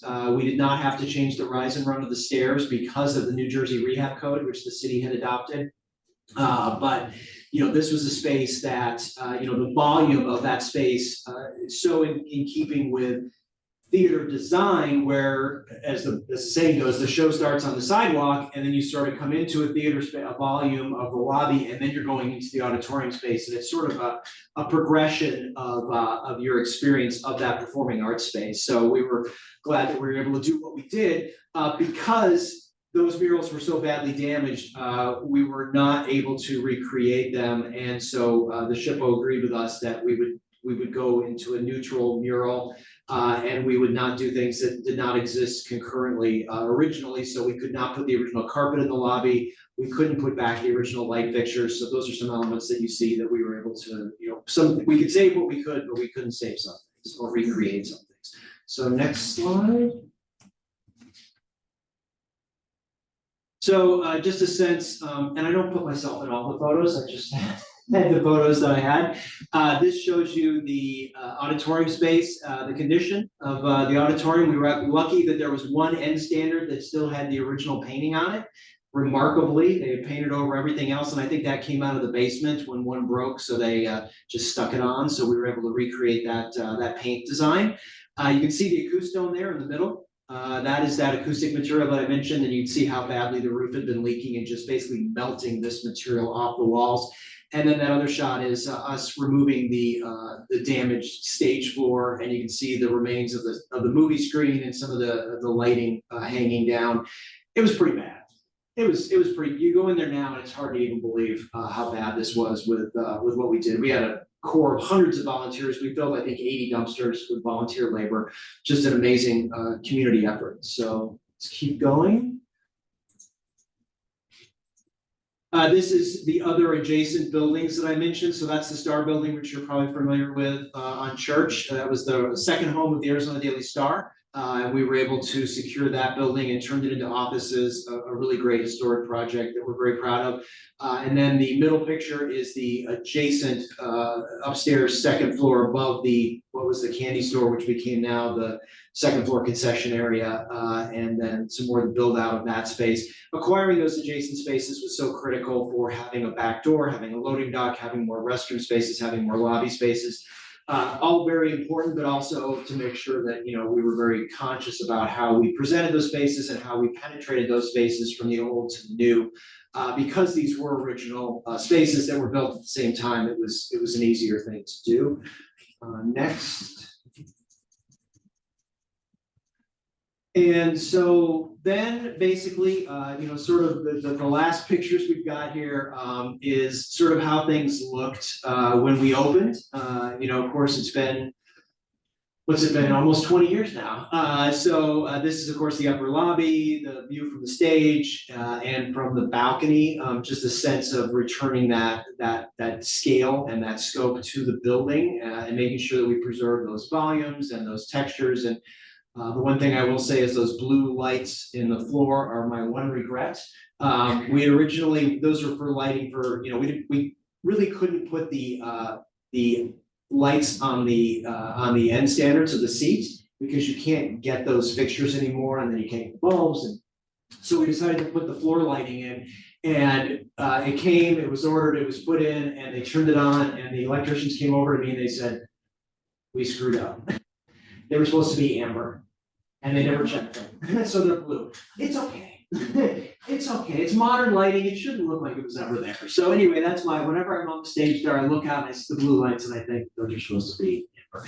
Anyway, it's still a beautiful building. We're still very happy with what we did and what we accomplished. Maybe just one last shot, Jody. And then, of course, I just like to end with this one because this was the one of the first official events at the box. It was a Mickey Mouse Club event, and it was the second Mickey Mouse Club event. Sorry, and it was a Bring Your Dog to the Box event. So they had about 1,000 kids and 1,000 dogs, and they had a parade down Congress Street afterwards. So just such great community things happened at this building, and happy to see that it's continuing to be used. But I wanted the commissioners to sort of have a sense of, what that process was, because when you walk in, you really don't have an understanding of what it was like and what we went through to get there. And if you do look at the document that I provided, there's a lot more background photos, history of the acoustone of the different concession areas, how we created the stage door, a lot of good stuff there as you move forward in your process to assess and review anything that's being proposed. I hope you'll have that as a reference document. And I'm happy to answer any questions that anybody might have about that or about it. Yeah, well, thank you, Herb, for that really comprehensive, the materials you provided and the presentation. And so my understanding is that commissioners, if you have quick questions about that process, go ahead and ask those on the previous rehabilitation. Anyone? I don't have any questions, but thank you for the presentation. Yeah, no, and thank you for the time. I felt like this, now that it's been a few years, it's easy to forget how things looked, and so that's why I wanted you guys to have this and to just sort of have something in the record. And I just want to also volunteer. I am not involved in their process right now for their planned expansion, but if there's anything that I can be of assistance, as you guys know, I'm now working on the Carmen, so preservation is very important to me. This building is like a child to me, so I'm happy to offer any feedback or give me any additional information that might exist only in my brain. I'm probably the one person that knows more about this building than anybody, so happy to help if anything ever comes up, and thank you for the time. I do have one question. Is Joanne Stamos, she's still alive? She's not. She passed, I believe, probably. 18? Yeah, I think it was. I was gonna say before COVID. Yeah. Yeah. But it wasn't that long ago, I don't think. She wrote the Los Des bylaws. She rewrote them in 2002. Yeah, and She's everywhere. yeah, she was on the commission years ago, and I knew her from her being a Donia. She was a Donia. Yes. Right? Yes. Yeah. Yeah, she was, and she always, the family was very supportive. We actually used to have a picture of one of the Downs brothers up in the Founders Lounge at the Carmen, but they've moved it somewhere. I'm not sure where, that Carmen, the box. But yeah, the family was very supportive of the project, and she was a wonderful advocate. So yes. Yeah. So anyone else have a question for her? The only question I had was, I think when we got with your presentation, you're referring to something more expansive. All you sent me was your presentation. Originally, so Terry, you had that, right? I must have had it years ago. Is that something you've given Jody? No, this is something that I sent for February when we were originally gonna do the presentation in February. I never got that. I only got your PDF. Oh, okay, well, I apologize. I will go home and I will send that to you. Okay, and then I can distribute it. Yeah, I mean, it's like about a 20-page document. I'm sorry, I thought that had gotten to everybody. So yes, love to have you guys look at that. And like I said, any questions that come up. I was working with UA Press to try and do a book at one point, and then COVID happened, but I've got thousands of images, and I've got a half a book written because I think it's a great success story for our community to have this theater reclaimed. So one day, but yeah, I've got lots of great resources. Okay, thank you. Let's see, anyone that's virtual, Savannah, Joel, Andrew? No questions, just appreciate all the background. I think I got a bootleg copy, so I might have been the only one for her, but I appreciated all the background, especially the photographs. It's just a really invaluable resource to have moving forward to reflect back on. So thank you. Yeah, thank you. Yeah, Andrew, Herb, Joel? this is Joel. A good presentation. I can't wait to see the Teatro Carmen as it progresses, man. It's a good deal. Yeah, when that one gets done, I mean, it's not gonna be as elaborate as the Fox, but I think it'll be a great counterpoint to the, Mexican 1915 to, Anglo 1930. It's gonna be sort of fun to have both of those in one community. Thank you, Joel. Andrew? Oh, thank you for the presentation. I worked on a similar era theater early in my career, and I know how much work goes into that and all the stuff that you don't see that goes into it. So just commend you and thanks for the presentation. That was awesome. Thank you. Yeah, thank you, Herb, and you take care. Look forward to seeing more of you regarding the Carmen.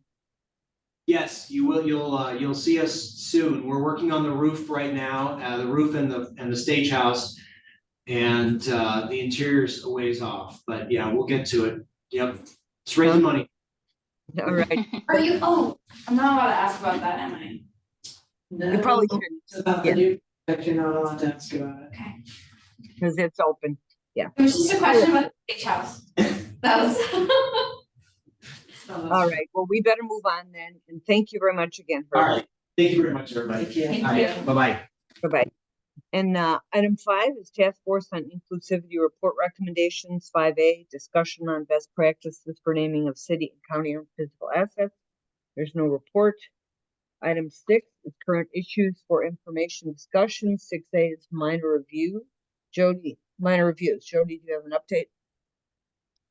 We have not had any minor reviews. We just have the ones that Ricky and I did that I mentioned last time. Okay, none sent left. Michael did a bunch of minor reviews before he left. Is he coming back this weekend or? Sure. No, he is coming back because you said he'd be gone all through March. Yes. I'm just curious. I'm back for like another 2 weeks. Hmm?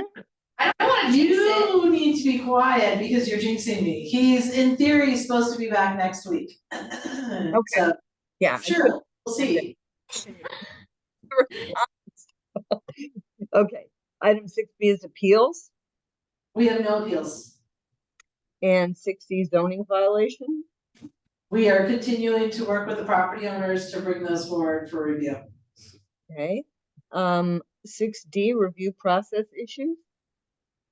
Anyone have anything? It's just frustrating when we get people who come in and it's like they haven't even read their project. Yeah. That was all. He didn't even know. And he did do something. I feel like it's not too much to ask to read your own plans before you present them. I think part of it is maybe he wasn't playing the command because he had already started work. There is part of it, that's why, Yeah. but whatever. So was that a zoning violation 6A? Well, there was outside work underway and there did look like there were some things enclosed. I mean, yeah. Well, for me, there was a world of difference between 6A and 6B. And Jody, I'd like your take on that. Do you feel that it's simply the personalities of the presenters, the owners, the whatevers, or is it, perhaps that those plans weren't reviewed as care? It sounded like there was a lot of extraneous stuff on there, that things that Savannah pointed out on the 6A plans that shouldn't have even been there. Or was that if we had the architect, would he or she have known better? I think some of it was because like his plans did talk about new windows because that was his proposal, but then Armory Park recommended retaining the windows and painting them versus putting new paints in. So So just to be clear, that item is closed, so we probably don't wanna talk about it in the meeting because. Okay. Yeah. Okay, but just in general, I think that there were issues with the difference in those presentations. And, you know, there needs to be a way to talk about why that was and how we can avoid that in the future. So I don't know. I don't think that we can avoid that, to be honest. I think that you kind of get a mixed bag.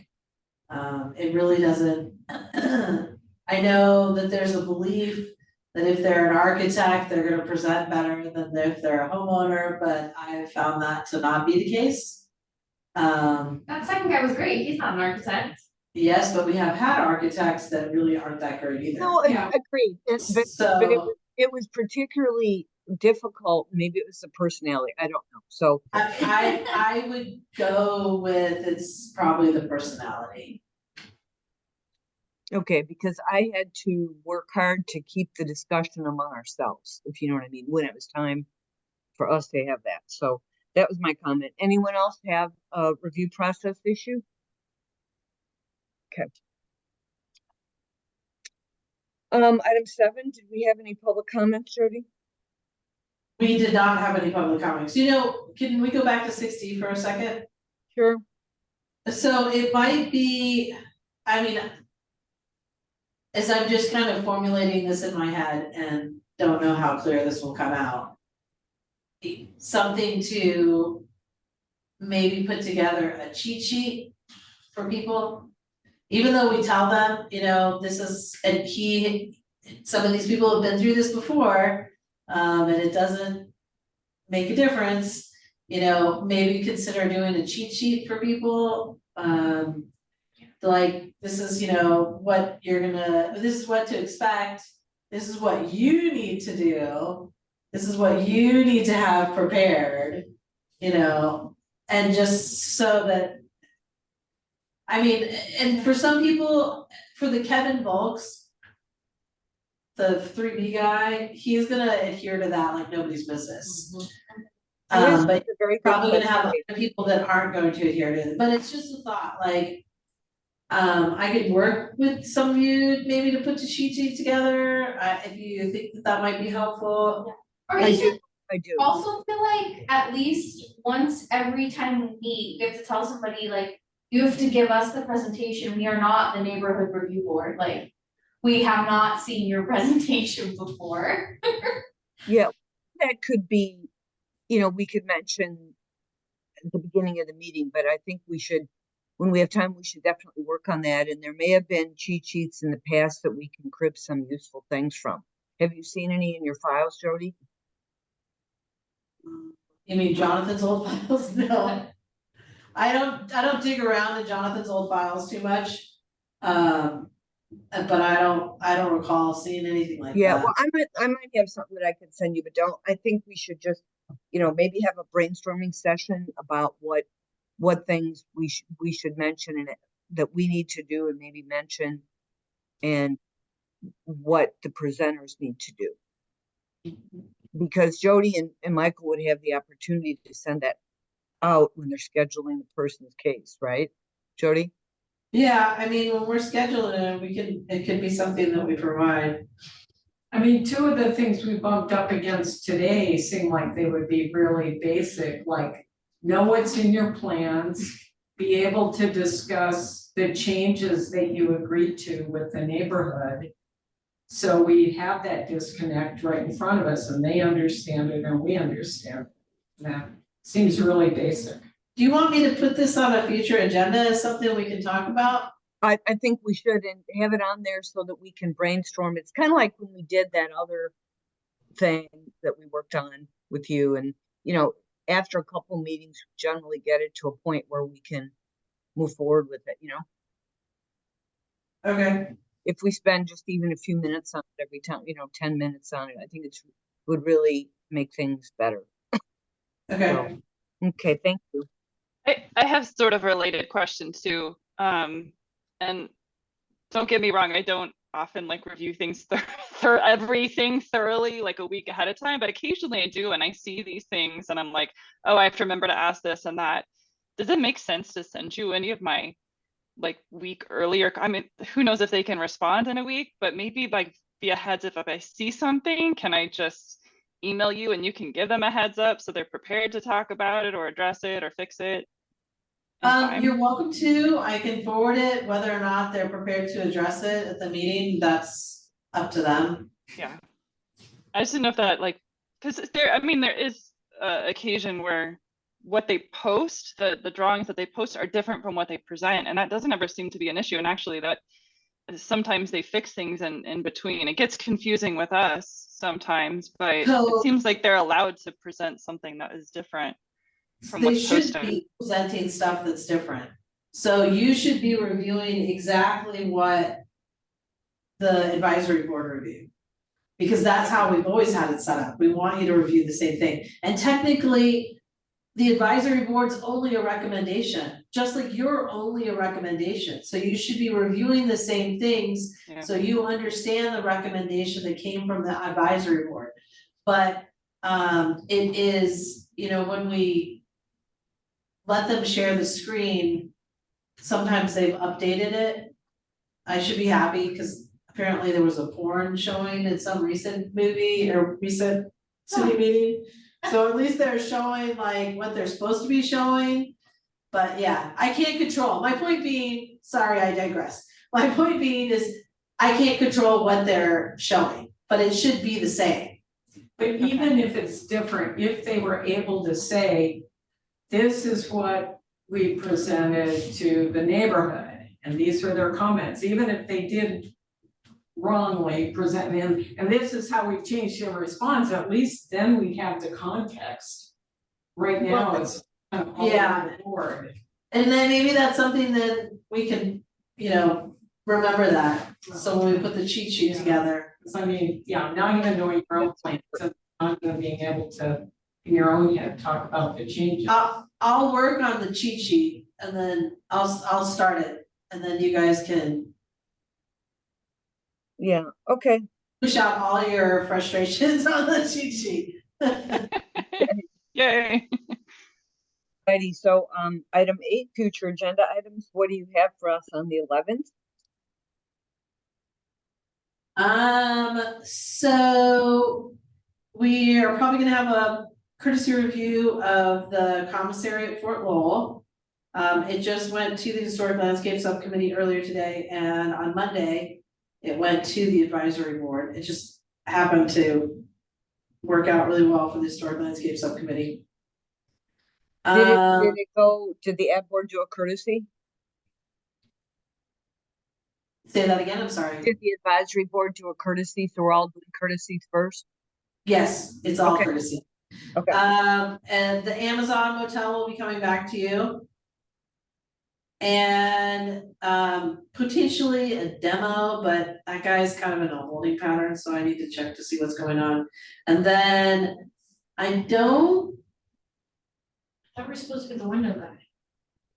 that window guy, I don't know when that guy's Oh, coming man. back. From like January.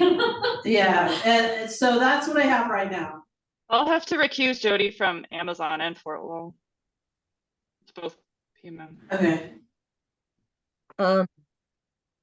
Okay, so that means we need to have 4 of us there in addition, a minimum of 4 of us in addition to Savannah. Does that make sense?